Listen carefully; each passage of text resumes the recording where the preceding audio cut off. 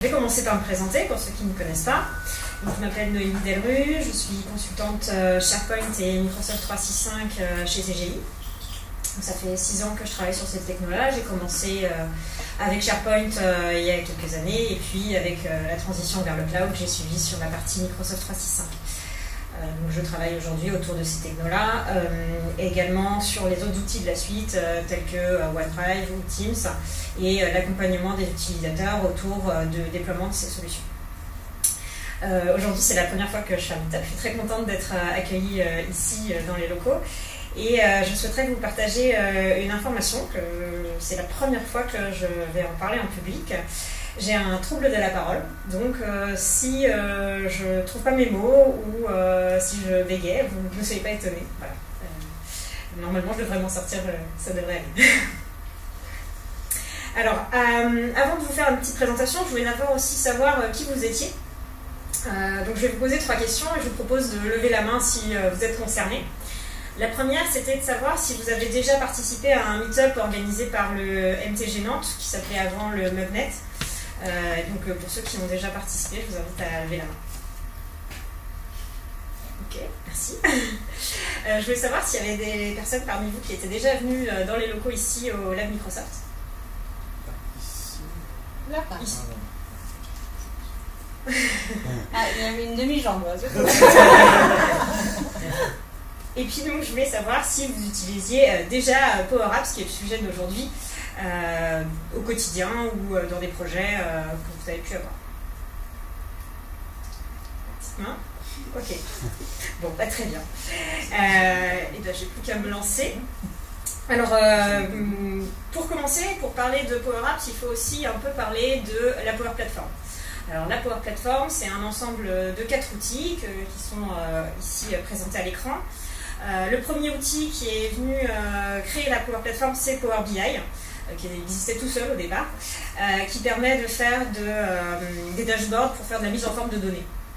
Voilà, des formes d'analyse de la BI classique, mais également qui va avoir une puissance d'analyse qui est quand même assez incroyable et donc que l'on va pouvoir utiliser. On va avoir également Power Automate, donc celui en bleu, qui permet de faire des workflows, donc des flux métiers. Alors Power Automate, c'est un petit peu à la base issu de ce qu'on avait dans SharePoint Designer, qui permettait de faire des workflows sur SharePoint. Et petit à petit, ça s'est mis à disposition aussi côté cloud. Et puis au fur et à mesure, ça a développé un certain nombre de connecteurs qui permettent de créer des workflows avec un nombre conséquent d'applications ou d'outils. Que ce soit dans l'univers de Microsoft, on peut penser à Outlook, à Excel, à SharePoint évidemment, et à plein d'autres, et également en dehors de l'univers de Microsoft. On va avoir des connecteurs Google, on va avoir des connecteurs Salesforce, on a aussi des connecteurs SAP qui viennent de sortir, et ainsi on va pouvoir donc créer des flux métiers qui vont interagir entre différentes applications qu'on peut avoir en interne d'une entreprise. Donc, j'ai un exemple, j'ai un client qui a SAP et qui ne souhaite pas donner des accès à tous ses collaborateurs sur SAP. Et bien, tous les fichiers qui sont créés dans SAP en fait, sont envoyés via un flux Power Automate sur un SharePoint. Et dans SharePoint, on va gérer du coup les métadonnées de ces fichiers, les accès utilisateurs, l'architecture de toutes ces données et également sa sauvegarde, et ça permet du coup d'éviter de déplacer des licences SAP juste pour donner accès à des fichiers et donc de gérer son gestionnaire de fichiers en fait dans le cloud de Microsoft. Voilà un exemple de flux qu'on pourrait imaginer où on est sur des technos et Microsoft et autres. Le troisième que je vous ai mis là, qui est sûrement le moins connu, c'est Power Virtual Agent. C'est un outil qui permet de faire des chatbots. Alors, il est connu justement pour 2 raisons. Déjà, on ne fait pas souvent des chatbots.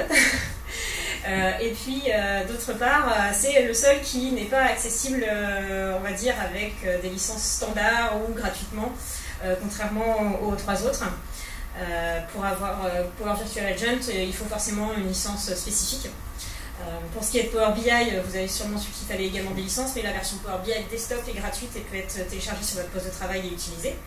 Et pour ce qui est de Power Automate et de Power Apps, on va avoir un certain nombre de fonctionnalités qui sont très suffisantes pour faire pas mal de choses, inclus dans les licences classiques Microsoft, E3, 5. Et donc notre dernier, Power Apps, et aujourd'hui on va parler de ça. Donc Power Apps, c'est un outil qui permet de faire des applications métiers pour smartphone, pour tablette, pour le web. Il ne faut pas confondre avec des applications pour le perso qui vont être disponibles sur l'App Store ou le Play Store. On ne peut pas faire ça avec Power Apps, en tout cas pas aujourd'hui. Mais on va pouvoir développer des petites applications, ce qu'on appelle même des quick wins au niveau de nos métiers, pour apporter des solutions rapides et faciles à mettre en œuvre avec une solution comme Power Apps. Alors, vous avez peut-être déjà entendu parler de Power Apps si vous êtes là, peut-être pas, mais souvent quand on parle de Power Apps, on dit que c'est une plateforme qui permet de faire du no-code, low-code. Donc on va en parler. Et je voudrais faire un deuxième petit sondage, savoir si vous pensez que Power Apps, ça permet de faire du code, du low-code ou du no-code. Et donc, je vous invite à lever la main si vous pensez, vous avez le droit de répondre aux trois, si vous pensez qu'on peut faire du code dans Power Apps. Quand je dis du code, c'est-à-dire avoir des fichiers, avoir un gestionnaire de version, avoir un éditeur de texte ou autre pour travailler son code. Qui pense ? Ok. Qui pense qu'avec Power Apps, on peut faire du low-code ? C'est plutôt unanime, c'est pas mal. Et qui pense qu'on peut faire du no-code ? Ok, là je vois qu'il y a des hésitations. Eh bien, on va commencer par la fin. Est-ce qu'on peut faire du low-code avec Power Apps ? Ici, je vous ai mis quelques exemples parce que, pour commencer, on va essayer de revoir qu'est-ce que c'est que faire du no-code. Faire du no-code, c'est utiliser des outils comme, notamment, le premier, Forms. Avec Forms, je ne sais pas si vous connaissez Microsoft Forms ou bien Google Forms, son équivalent. Vous allez pouvoir créer un petit formulaire, un questionnaire,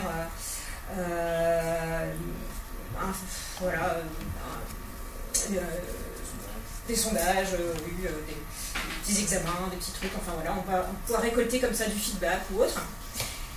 Et on va du coup cliquer sur des boutons pour choisir le type de questions qu'on veut mettre, choisir l'ordonnancement de nos questions, le fond d'écran, etc. Et on va le partager. On est d'accord que là, on ne fait pas du tout du code. Eh bien, ce qu'on peut voir également ici, c'est que j'ai quand même laissé Power Automate et Power Apps dans ma liste. Alors si vous êtes intéressé par d'autres outils no-code de la suite, je vous laisse les noms ici si ça vous intéresse d'aller voir. Je ne vais pas les expliquer parce que sinon ça va prendre un peu de temps. Mais on garde une petite explication quand même sur la partie Power Automate et Power Apps. Power Automate, pourquoi ? Parce que dans Power Automate, on va pouvoir créer des workflows à partir de templates où l'utilisateur va avoir très peu de choses à faire pour paramétrer finalement son workflow. Donc, par exemple, je peux imaginer un workflow qui récupérerait tous les pièces jointes que je reçois par mail et qui les enverrait dans un dossier sur mon OneDrive. Eh bien, il y a un template qui existe, donc l'utilisateur va juste se connecter à sa boîte mail, se connecter à son OneDrive, choisir le dossier de réception, et voilà, il a un workflow qui fonctionne. Et donc là, on n'a pas besoin de code. Dans le deuxième cas, le dernier outil, Power Apps, on va également pouvoir créer des applications en faisant strictement zéro ligne de code. Pour ça, il y a plusieurs façons. Déjà, d'une part, on va pouvoir créer des applications toutes faites à partir de notre base de données. On va avoir différents modèles, notamment que je vais vous présenter, qui vont permettre d'utiliser plutôt des composants qu'on fait glisser-déposer pour pouvoir créer une application de toutes pièces sans faire de code. Alors après, no-code, vraiment no-code, j'en suis moins sûre, parce que je trouve, et c'est mon appréciation personnelle, que ça nécessite quand même une certaine logique. Parce que quand on fait des workflows, on va retrouver des logiques de l'informatique telles que les boucles, les conditions, qui vont dire si on est dans telle condition, on va aller à tel endroit, et ça c'est de la logique d'informatique. Donc il faut quand même avoir un minimum de cette connaissance-là. Et dans Power Apps, on va forcément traiter avec des données. Et les données, il faut être capable aussi de créer son modèle de données, sa base de données, ses tables, les relations entre les tables. Et donc ça nécessite quand même d'avoir un petit peu une impétence peut-être pour l'informatique pour se lancer. Donc c'est pour ça qu'on va parler de low-code. Et dans Power Apps, comment est-ce qu'on fait du low-code? Donc en plus de cette partie plus fonctionnelle, on utilise PowerFX. Alors si ceux qui font déjà du Power Apps, ils ne sont pas très nombreux, ne connaissent pas PowerFX, c'est pas grave, c'est parce que c'est le nouveau nom en fait qui a été donné, enfin le nom tout court, qui a été donné au langage utilisé dans Power Apps pour faire du développement.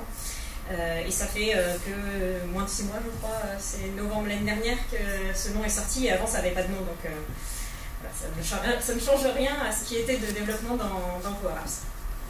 Qu'est-ce qu'on fait concrètement avec PowerFX? Alors j'ai piqué ces magnifiques captures sur le site Microsoft, je ne sais pas très moi-même. En fait, qu'est-ce que ça va être? Ça va être un développement qui ressemble à ce qu'on peut faire dans Excel. On est vraiment sur un langage orienté formule, orienté tableur.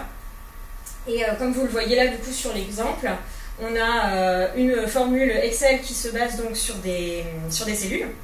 Et bien dans Power Apps, en fait, on va faire la même chose, on va se baser sur des composants qui sont un peu l'équivalent de nos cellules et sur leurs propriétés. Donc voilà, donc on est quelque chose de très simple, très accessible et dynamique évidemment, puisque si je modifie du coup les données d'une cellule, ça va modifier les données de la cellule sur laquelle j'ai appliqué ma formule. Du coup le composant plutôt. Donc voilà, PowerFX, donc déjà très simple puisqu'on a déjà l'habitude d'utiliser les formules dans Excel. Et puis évidemment la documentation de Microsoft qui est très fournie et qui permet de trouver beaucoup d'exemples qui aident facilement à se lancer dans le sujet, sans parler de la communauté qui est très majoritaire sur l'internet. Et donc voilà, ça reste assez accessible. Et maintenant, quand on parle de code dans Power Apps, est-ce que réellement on peut en faire? Et bien la réponse, enfin en tout cas de mon point de vue toujours, c'est oui. Parce qu'on va pouvoir faire du développement pour Power Apps en utilisant toujours notre langage PowerFX et qu'on va stocker dans des fichiers YAML. Et ces fichiers YAML, on va pouvoir les éditer avec Visual Studio Code, Visual Studio, avec vos éditeurs de texte préférés, Notepad++ par exemple. Et on va également pouvoir utiliser des gestionnaires de version tels que GitHub, tels que Azure DevOps ou n'importe quel gestionnaire de version que vous avez envie. En fait, ça va se brancher sans aucun souci avec tout ça. Et donc, ceux qui sont plus à l'aise avec leur ligne de texte, leur ligne de code plutôt, vont pouvoir retrouver leurs bonnes habitudes dans leurs éditeurs préférés. Voilà donc pour répondre un peu à no code, low code ou code. Vous voyez qu'en fait on peut faire plus ou moins les trois, bien que no code ça évite ses limites puisqu'on a besoin quand même d'avoir une compréhension de notre gestion de notre donnée. Et quand on parle de données, on va peut-être faire un tour sur les sources de données. Alors vous voyez que j'en ai mis pas mal autour de notre Power Apps, à commencer par Excel. Pour les plus fervents utilisateurs d'Excel dans nos métiers qui nous ont fait des VBA dans tous les sens, on peut continuer de se servir d'Excel pour faire sa base de données et on va pouvoir la plugger sur Power Apps pour ensuite avoir justement ces formulaires, ces formules et ces calculs. Excel en termes de base de données, ça veut dire quand même que le Excel il doit être stocké sur le cloud, donc ça peut être sur un SharePoint, ça peut être sur un Teams, ça peut être sur OneDrive, on veut, du moment que c'est dans un cloud accessible. On va également évidemment retrouver SharePoint, puisqu'avec Power Apps on va pouvoir déjà se connecter à SharePoint comme source de données, également faire des formulaires dédiés à SharePoint. Puis on va retrouver d'autres classiques de Microsoft, on va retrouver Power BI, on va retrouver Azure, parce qu'on peut utiliser du coup les VM Azure, avec une VM SQL par exemple. Voilà. On va retrouver également Dynamics. Je pars de l'autre côté, Cloud Storage derrière, qu'est-ce que je mets? Je mets OneDrive, je mets aussi Google Drive, je mets aussi Dropbox, puisqu'on va pouvoir se connecter à pas mal de ces outils-là. En fait, la question qu'il faut se poser, c'est si vos produits ne sont pas dans MS, on regarde si j'ai un connecteur qui existe, et s'il n'existe pas, je le développe en API REST. Et en fait, on va pouvoir comme ça se connecter à peu près tout. Donc voilà, on est assez exhaustif, et j'en ai évidemment gardé un dernier pour la fin, c'est celui en vert tout en bas. Je ne sais pas si vous connaissiez déjà ce logo. Moi non plus, j'ai découvert en préparant. C'est le logo pour le Dataverse. Le Dataverse, c'est en fait une base de données. Attendez, hop, je passe à la slide suivante. Je ne vais pas écrire grand chose de plus, mais c'était avant connu sous le nom de Common Data Service. Ça a changé, c'était en novembre 2020, je crois, pour Dataverse, Microsoft Dataverse, pas confondre avec Dataverse tout court. Et donc, ça permet d'avoir une base de données en fait, qui est sur le cloud, qui se connecte aussi bien avec Power Apps, mais également avec Power BI, avec Dynamics, avec toute la suite, qui est basée sur un Common Data Model, lui-même construit sur Microsoft Azure SQL. Donc, toutes nos données sont sur le cloud. Et l'intérêt du Dataverse, d'une part, c'est que les données vont être très faciles à créer. On est sur du clic-bouton, pas sur des lignes de code. On va pouvoir créer nos colonnes pour nos tables. On va pouvoir également relier nos tables ensemble pour faire toute notre structure de données. L'autre intérêt, ça va être également qu'en termes de sécurité et gestion des accès aussi, on est sur du clic-bouton, on a la vision globale, et donc c'est plus facile de se dire qui a accès à quoi par rapport à un SharePoint ou par rapport à un fichier Excel stocké dans un dossier sur le cloud. Et puis, une dernière information par rapport à l'intérêt du Dataverse, c'est que vous imaginez un fichier Excel avec 100 000 lignes, sur lequel doit se connecter une application sur laquelle il y a je ne sais combien d'utilisateurs qui vont modifier les données tous en même temps. En termes de rapidité de réponse, ça va être un peu compliqué. Alors que là, on se connecte directement sur les serveurs sur le cloud, et c'est ce qu'on a de meilleur, en fait, on va dire, en termes de réponse. Donc après, ça, bien sûr, à adapter en fonction de votre besoin en termes d'application dans Power Apps. L'inconvénient, il y en a quand même un, c'est qu'il y a des licences évidemment spécifiques. Alors il y a quand même de quoi découvrir dans la licence 3, de quoi venir manipuler un petit peu le Dataverse et découvrir, mais dès qu'on veut aller un peu plus loin, forcément on va avoir des coûts de licence supplémentaires. Maintenant parlons un peu réalisation dans Power Apps. Alors, quand on réalise une application, donc dans Power Apps, on va avoir trois possibilités de réalisation. On va avoir les Canvas, le modèle Driven, ou je ne sais plus comment c'est en français, ça me reviendra, ou bien les portails. Alors le Canvas, c'est un peu l'application de base, standard, celle par défaut qui va être utilisée par les gens qui ont envie de faire ce qu'ils ont envie, c'est-à-dire de développer ou de personnaliser autant que possible leur application, puisqu'avec Canva, on part en fait sur une toile blanche, ou alors avec pas grand-chose, et on va venir connecter nos données, donc en provenance de toutes les sources de données que je vous ai dit, et on va créer nos champs, créer nos textes, et pouvoir du coup y mettre toutes les règles de gestion que l'on veut. Alors que dans Model Driven, on va être forcément déjà sur le Dataverse, donc ça veut dire que toutes nos données sont forcément sur le Dataverse, et on va utiliser des composants. Alors des composants, ça peut être des applications Canva que vous avez développées vous-même, mais on va venir prendre un composant, le déposer dans l'application, le paramétrer de manière très succincte, le connecter à nos données, et c'est tout. Pas de développement, rien. Donc forcément c'est un peu moins souple. Et pareil pour les portails. Les portails, donc ça permet de faire des portails web tout simplement. Portails web qui seront accessibles à l'externe, qui peuvent être accessibles à l'externe, ça dépend de ce que vous avez besoin, et qui peuvent être accessibles de manière anonyme, mais également de manière authentifiée pour des utilisateurs internes de votre organisation ou externes de votre organisation. Et là, on peut mettre en place des systèmes tels que Azure B2C pour avoir de la connexion avec Google, avec Facebook, avec ce que vous voulez. Pour se connecter sur le portail. Et dans le portail, ensuite, on va venir traiter des données de votre entreprise qui sera également stockée sur le Dataverse à destination des utilisateurs du portail. Donc voilà les différents modèles. Je vous propose qu'on passe à une petite démo. Allez. J'ai préparé un petit sujet. Voilà. Alors ici donc je suis sur la page office.com où on retrouve toutes les applications auxquelles j'ai accès. Est-ce que tout le monde voit bien? Ouais, super. Donc vous voyez qu'il y a un certain nombre d'applications. Peut-être que vous, si vous avez également des licences Office 365, vous avez peut-être pas toutes les mêmes. Ce qu'il faut savoir également, c'est que les administrateurs de votre tenante, donc votre tenante c'est votre organisation et votre souscription à Microsoft, peuvent ou non activer certaines applications. Donc il se peut notamment que vous ne trouviez pas Power Apps dans cette liste d'applications. Dans ce cas-là, il faut voir avec l'IT. Donc moi, évidemment, je vais aller dans Power Apps et je vais faire un petit tour, une petite visite. Donc voilà, la page d'accueil.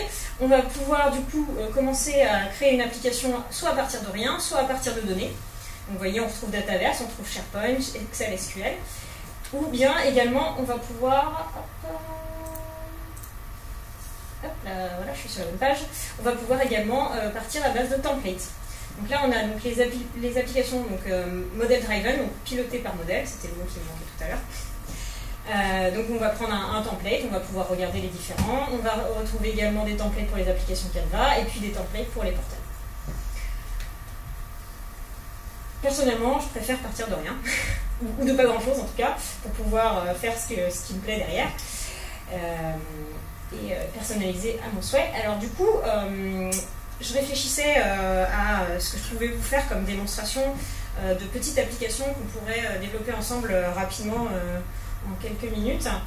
Et j'avais plein d'idées, mais j'arrivais pas à choisir. Et puis je discutais avec mon client et il me dit oh là là, on a plein de formations Power BI à organiser en ce moment. Du coup, on envoie des mails à tout le monde, mais ça va dans tous les sens, on ne sait pas comment s'organiser. Je lui dis attends, je vais te faire une application. Alors du coup, me voilà sur mon petit SharePoint, parce que moi j'adore SharePoint, évidemment je me suis servi de SharePoint comme base de données. Et donc tout simplement, je lui ai créé des listes. Donc on va aller voir. Donc j'ai créé ici un petit exemple sur le tenant de Thomas qui m'a donné des accès. Et donc j'ai créé quelques listes. Une première liste SharePoint. Donc est-ce que tout le monde sait ce que c'est des listes SharePoint? Je fais un petit récap au cas où. Une liste SharePoint, c'est un petit peu comme un tableau Excel. On va avoir des colonnes qui vont permettre de définir quelles données on va mettre dans la colonne, le nom, le prénom, la date, etc. Et on va avoir des lignes qui vont être tous les éléments en fait, que l'on va stocker dans notre tableau. Et c'est aussi simple que ça.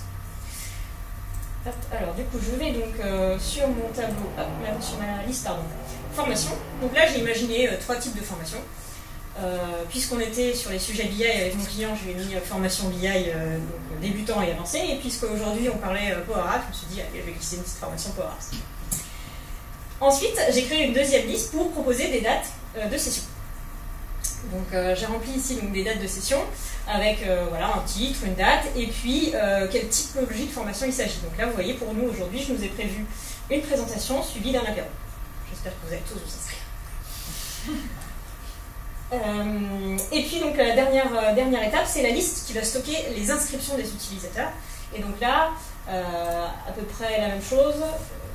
On va avoir du coup le nom de l'utilisateur, son email, la formation à laquelle il s'inscrit et la session à laquelle il s'est inscrit. Voilà. Après, on va pouvoir ajouter autant de règles de gestion qu'on souhaite. Si par exemple on veut limiter le nombre d'inscrits à chaque session, si on veut pouvoir alerter celui qui donne l'organisateur pour lui dire un tel s'est inscrit, il faut que tu envoies les invitations à telle date, etc. On va pouvoir imaginer pas mal de cas d'usage autour de ça.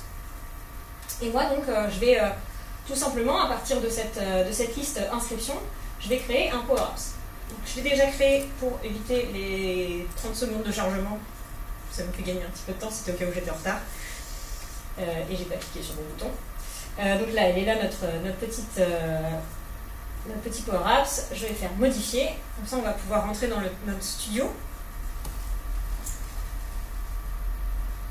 Il faut quand même attendre un peu. Donc là, en fait, quand on va créer une application, alors donc je vais passer cette étape, mais la première chose, c'est qu'on nous propose le format. Donc là, j'ai choisi tout simplement de rester au format téléphone, mais on peut également choisir un format tablette ou un format qui s'adapterait un peu plus à une page web. Donc ensuite, l'application qui va être faite ici, elle peut être soit déployée sur vos téléphones portables, soit mise à dispo dans Teams, dans SharePoint, dans un autre portail web ou dans une autre application model driven, etc. etc. Selon votre cas d'usage, pour l'accessibilité à vos utilisateurs. Quand on crée une application à partir d'une liste SharePoint, c'est ce que j'ai fait. Il se passe qu'on a 3 écrans qui sont créés de base.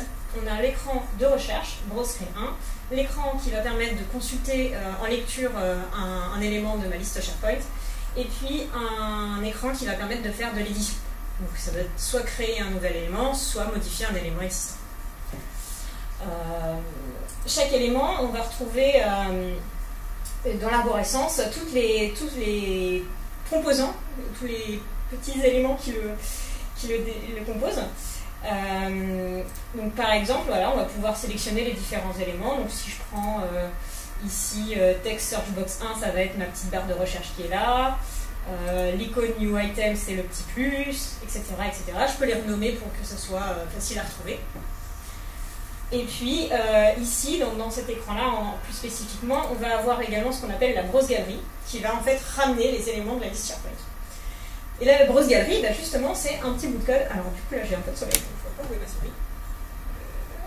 Voilà.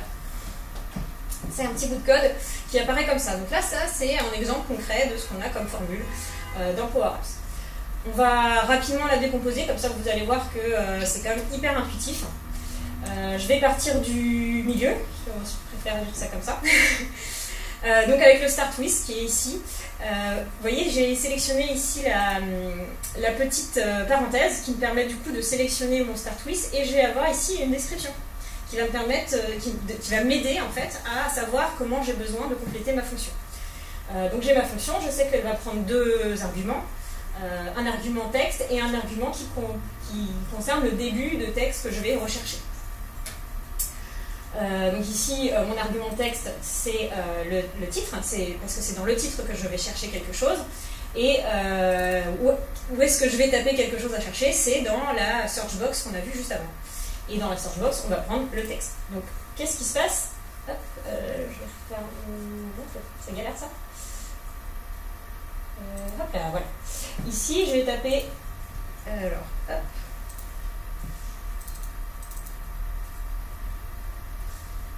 Voilà. PR pour faire une première recherche. Donc là, vous voyez qu'il a filtré sur Princesse Peach.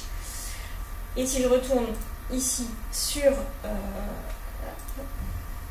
mon écran, et quand je reclique sur mon Start With, sur mon Text Search Box, tac, ici, vous voyez qu'il a déjà pris la valeur de ma variable.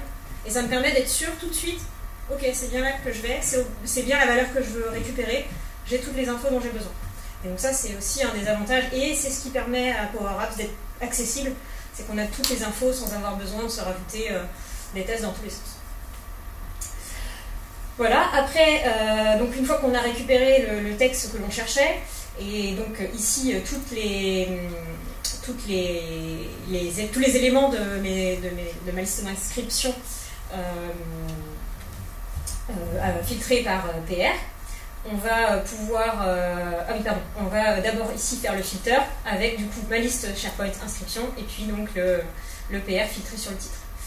Et là, on va donc avoir finalement tout ce qu'on a besoin. Et on a en plus ici un sort by column, c'est ce qui va permettre de mettre dans l'ordre alphabétique ou l'inverse, qui est on utilise ici une variable tout simplement.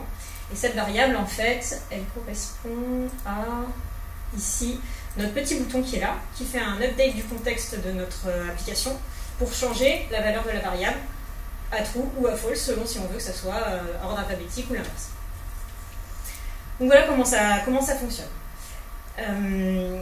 Hop, je vais passer rapidement sur un autre écran. Ah oui, je vais d'abord vous montrer ici les sources de données. Donc là, de base, la source de données qui serait la seule présente, ça serait inscription, puisque c'est celle-là que j'ai choisie. Mais comme j'ai préparé un petit peu, je me suis déjà connectée aux autres. Ici, je vais faire ajouter des données si je veux rajouter des listes SharePoint.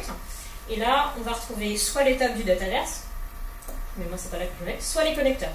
Et donc là, on retrouve également dans les connecteurs, à nouveau Excel, Power BI, SharePoint, SQL Server. Et donc, on va pouvoir connecter plusieurs sources de données différentes. Si vous avez besoin d'avoir, je sais pas moi, un CSV par exemple qui est généré par un batch tous les jours déposé sur un serveur et que ce soit lui qui soit votre source de données, mais puis ensuite vous allez mettre les données dans SharePoint, et bien on va pouvoir mettre du Excel, du SharePoint et tout ça. Mais moi du coup je vais utiliser SharePoint, je me connecte à mon environnement SharePoint, et là je vais pouvoir sélectionner un site SharePoint et puis ensuite la liste qui va bien dans ma liste de SharePoint, enfin dans mon contenu de SharePoint. Donc là j'ai déjà fait ce qu'il fallait. de mon côté, j'ai tout ce qu'il faut ici. Je retourne sur la partie arborescence. Et là, cette fois-ci, je vous propose d'aller regarder un petit peu dans la partie Edit Screen. L'Edit Screen, donc, c'est quand on va créer un nouvel élément ou quand on va modifier un élément existant. Ici, on va retrouver tout de suite mes champs déjà existants dans SharePoint. Si demain, je me dis, tiens, je voudrais une nouvelle colonne dans mon SharePoint, et je veux qu'elle s'affiche ici, tout simplement, je vais pouvoir ici venir rafraîchir en faisant actualiser, ça va remonter mes nouvelles colonnes directement dans mon application. Donc là, si vous n'avez pas de modification à faire, pareil, ça va se passer tout seul. Mais si vous en avez, donc là, on va essayer juste un petit bout de code pour vous montrer comment on fait un cascading drop-down. Donc cascading drop-down, c'est en fait des champs déroulants qui vont filtrer sur les champs déroulants suivants. Donc, par exemple, dans notre contexte, je vais choisir que je veux faire une formation Power Apps, et je veux que du coup, il ne me propose que les sessions Power Apps quand je vais choisir la session. C'est bon pour tout le monde ? Donc voilà, ici vous voyez que j'ai choisi un champ texte pour formation. Pourquoi ? C'est parce que j'ai trouvé que c'était ce qui était plus simple pour sauvegarder mes données dans ma base d'inscription. Mais je vais quand même récupérer ma liste de formation qui est disponible dans mon SharePoint. Donc pour ça, je vais faire insérer, je vais venir choisir le modèle que je veux mettre, l'entrée que je veux utiliser, donc tout simplement une liste déroulante. Hop. Et vous voyez qu'est-ce qui se passe ? J'ai ma liste déroulante qui est là, qui est toute prête, et là je vais pouvoir par exemple, donc c'est aussi une possibilité, créer ici une table. Donc par exemple F1, F2, je peux mettre des guillemets. Voilà, donc ça crée une table, vous voyez, donc il a déjà identifié que c'était une table, et j'ai tout de suite ma liste avec mes champs possibles.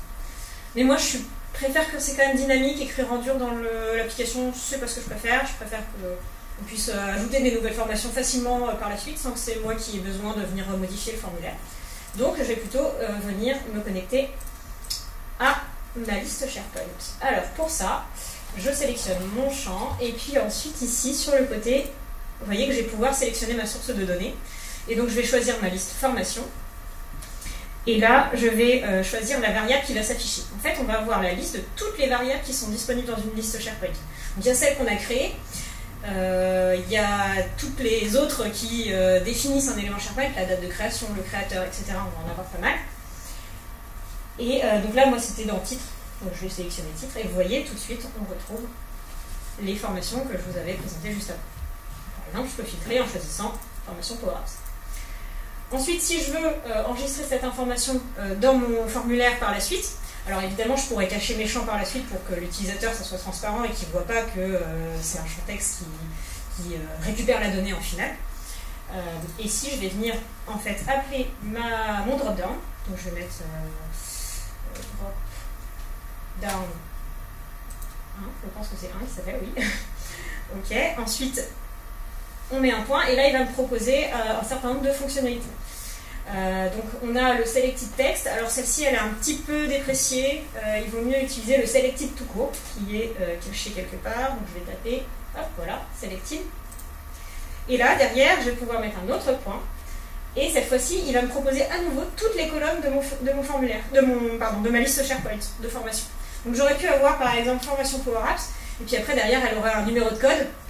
Et là, je serais venu chercher juste mon numéro de code et pas le nom de la formation. Comme ça, hop, on récupère des données et c'est transparent pour l'utilisateur. Donc là, je viens chercher le titre parce qu'on fait au plus simple. Et voilà, hop, formation s'est mis à jour ici directement. Donc voilà, ça c'était la première étape. Qu'est-ce que je voulais vous montrer d'autre? Bon, c'était bon pour ça. Et ensuite, la deuxième étape, c'est donc le cascading drop-down. Donc là, je veux qu'on ait que les sessions pour la formation que j'aurais sélectionnée au-dessus. Donc je fais exactement la même chose. Je vais venir chercher ma liste déroulante. Hop. Et là, cette fois-ci, je vais passer un petit peu autrement. Cette fois-ci, je vais le faire en codant. Puisque là, on a vu que j'avais utilisé cet écran de paramètres qui me permet de sélectionner tous les paramètres que je veux sur mon application sans une ligne de code. Et donc là, par exemple, j'aurais pu changer également la couleur de mon champ, la taille, la police, s'il était visible, s'il était obligatoire, tout ce qu'on veut en fait à cet endroit-là. Mais je peux également le faire en faisant du développement, et là je vais pouvoir retrouver également toutes les propriétés qui vont qualifier mon élément, sur lesquelles je vais pouvoir agir.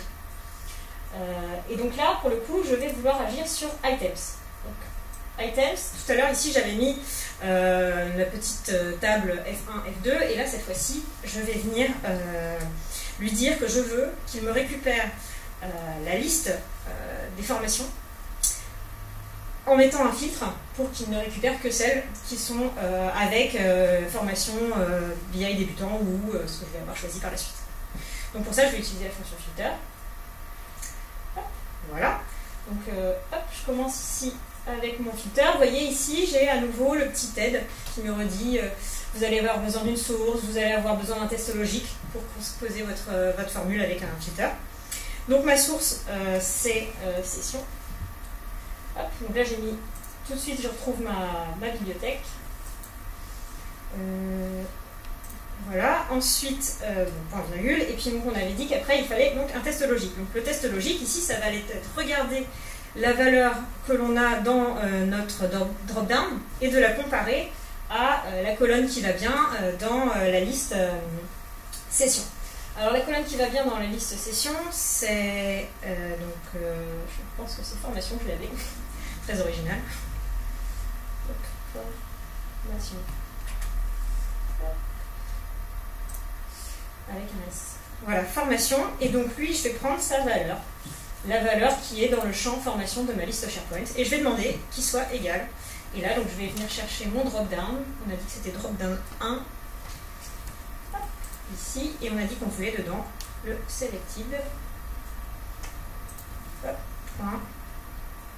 Title. Terminé.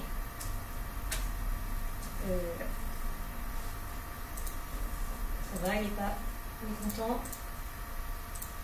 Et ça marche pas. Ah oui, ça marche pas, exact. Parce que il fallait que ça marche pas.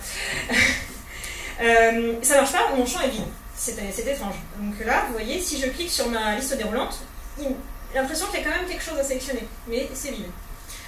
Alors on va changer, on va juste prendre une autre formation, on va prendre la formation Power Apps et vous allez voir ce qui va se passer. C'est toujours vide. C'était voulu.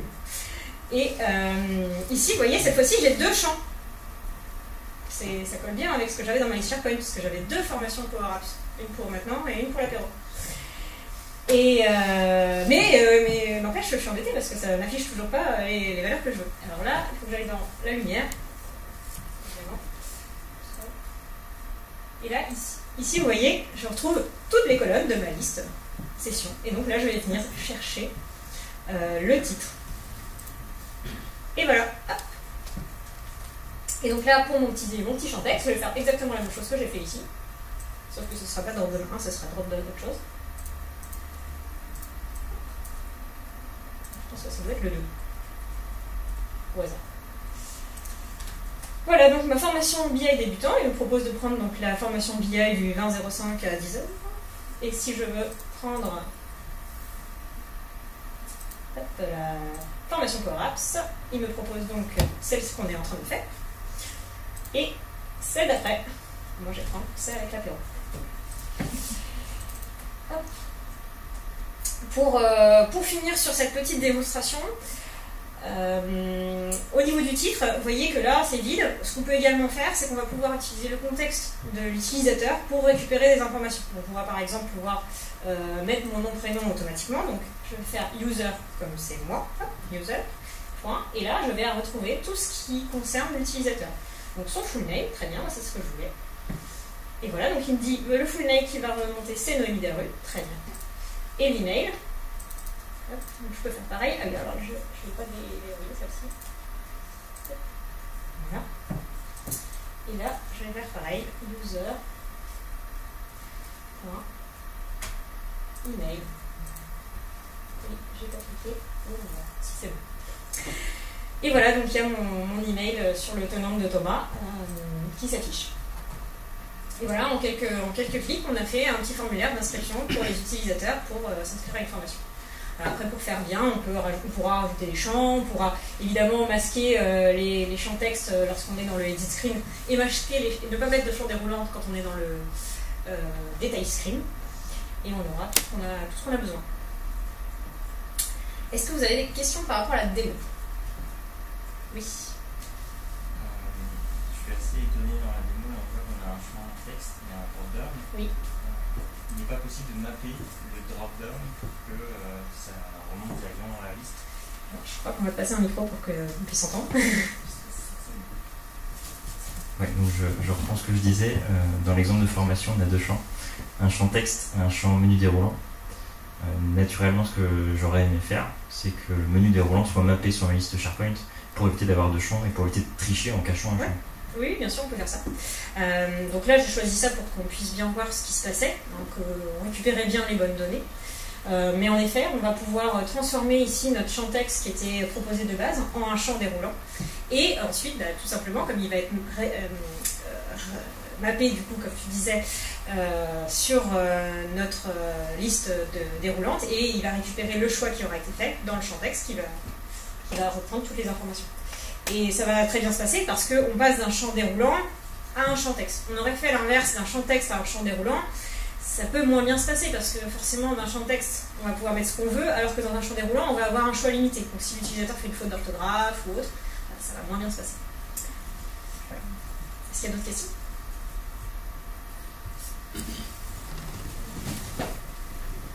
Là, ton appli, elle est, tu peux la mettre en web, en téléphone, en ce que tu veux. Oui. Est-ce qu'elle est responsive ou est-ce que c'est le développeur qui la rendra moche ou est-ce que ça s'adapte un petit peu?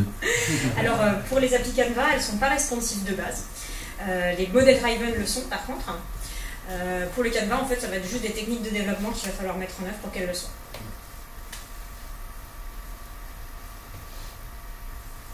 Personne d'autre? Ok, et bien très bien, je vais passer à la suite. Hop, on reprend le PPT. Je récupère ma souris. Hop là. On en était donc à la démo. Et bien ça c'est fait. Avant de conclure, je vais vous parler de deux choses. Déjà, je vais vous donner d'autres exemples de cas d'usage pour vous inspirer. Voilà donc des exemples auxquels j'ai pensé ou auxquels j'ai pu être confrontée chez mes clients. Donc, par exemple, un exemple qui a été utilisé récemment, vous en doutez, c'était d'indiquer ses jours de présentiel et de télétravail quand on vient sur site ou quand on reste chez soi, pour qu'on puisse savoir quand est-ce que notre équipe est présente, quand est-ce que notre équipe n'est pas là, est-ce que je vais voir personne ou est-ce qu'au contraire je vais pouvoir croiser un tel. Donc, tout bête. Hein. Et donc développer en un rien de temps pour pouvoir avoir cette information-là. Également, une application de onboarding pour les nouveaux arrivants avec un peu une to-do de tout ce qu'ils ont à faire.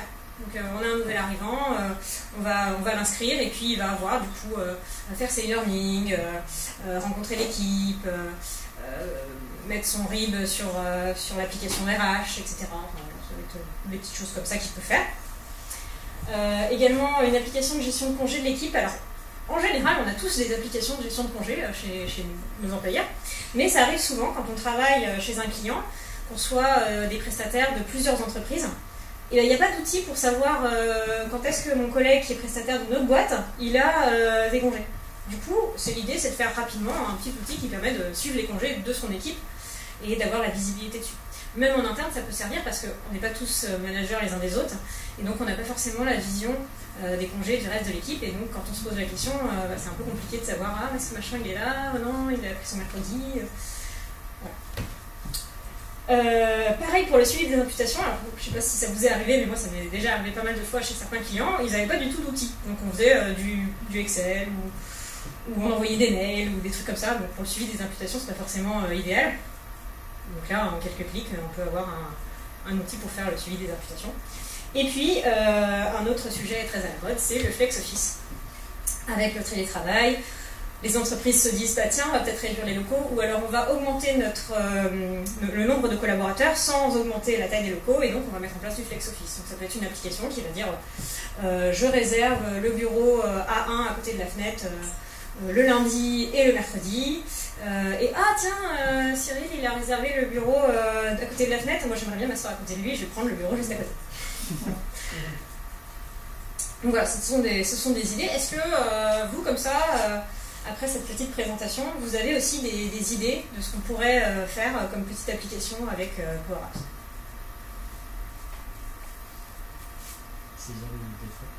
Saisir les notes de frais, comme une idée. Savoir qui veut aller manger au resto le midi. Très bonne idée. Se synchroniser sur le resto du midi. Voilà, donc c'est des petits quick wins en fait à mettre en place du coup avec ses collègues ou à plus large échelle auprès de son entreprise, parce qu'il y a des choses parfois que on a des outils tout pourris ou alors on n'a pas du tout d'outils pour faire des trucs essentiels, et là ça serait peut-être l'occasion de proposer. Et donc ça me permet de vous parler d'un autre sujet, c'est quel est l'intérêt d'utiliser Power Apps.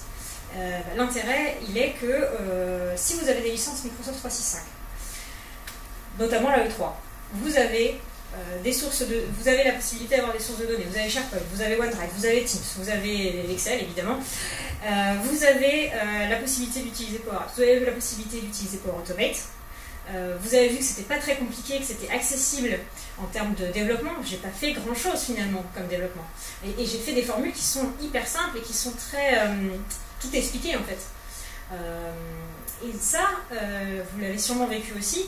Vous avez déjà vu en entreprise des gens qui sont pas de l'informatique et qui font des trucs incroyables avec du VBA dans Excel.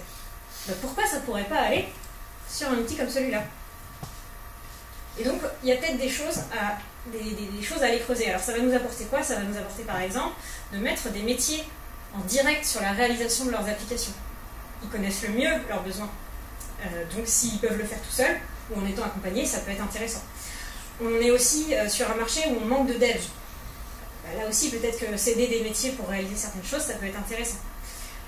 Et si on reste dans notre côté dev, on va se dire, tiens, qu'est-ce que ça peut nous apporter? Il y a un ROI qui est intéressant. Puisque là, on développe une application qui va être disponible sur mon téléphone en quelques clics. On va faire un autre intérêt, tu peux copier aussi les choses assez facilement. Oui, exact. Ça va permettre de mettre en forme certaines choses pour aussi aider le client à exprimer son besoin. Parce que peut-être que l'application, vous n'allez pas la réaliser sur Power Apps, que vous allez la réaliser ailleurs. Et là, vous avez déjà quelque chose qui va vous permettre de faire un petit jeu avec.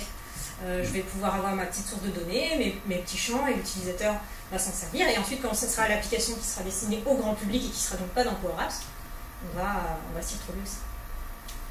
Donc voilà, il y a plein de petits avantages comme ça autour de cette facilité d'usage de Power Apps que l'on va pouvoir exploiter en entreprise.